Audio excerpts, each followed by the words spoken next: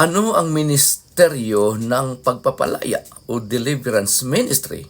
Ito ay isang ministeryo ng Panginoong Hesus na nagbibigay ng pagkakataon upang ang isang tao ay lubos na makalaya sa lakas at bisa ng masamang spirito. Luke chapter 4 verse 18 and 19. Ito ay ang pagpapalayas sa lahat ng uri ng demonyo sa biktima nito. Ang pagpapalayas ng demonyo ay isang ministeryo ni Jesus na ibinigay niya sa kanyang mga disipulo upang mapalaya ang mga tao sa lahat ng gawa ng kaaway na si Satanas at lahat ng kampo nito. Sa aklat ng Mateo chapter 10 verse 1, tinipon ni Jesus ang 12 alagad at binigyan sila ng kapangyarihang magpalayas ng masasamang espiritu at magpagaling ng mga may karamdaman.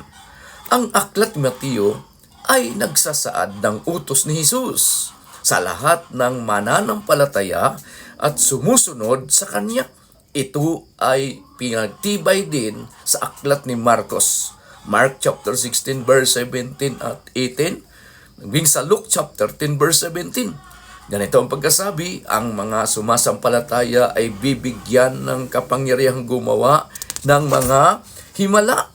Sa pangalan ko'y magpapalaya sila ng mga demonyo at magsasalita ng iba't ibang wika. Hindi sila maano kahit dumampot sila ng ahas o minom ng lason. At gagaling ang mga may sakit na papatungan nila ng kamay. Sa pamamagitan ng pagpapalayas ng demonyo at mga masasamang espiritu na papatunayan ng simbahang Kristiyano na ang Diyos na kanilang sinasamba ay totoo at naitataas at napaparangalan ang pangalan ni Kristo.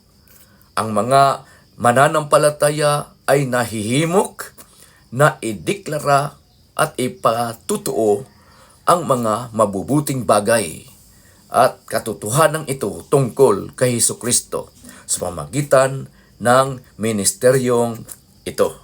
Kaya mga iniibig ko sa Panginoon, naway dumami po ang maghealing and deliverance dahil ito'y ministeryo ni Jesus Christ, at dapat ministeryo din ng lahat ng mananampalataya. Amen po. Salamat. Shalom. Shalom sa inyong lahat. Amen.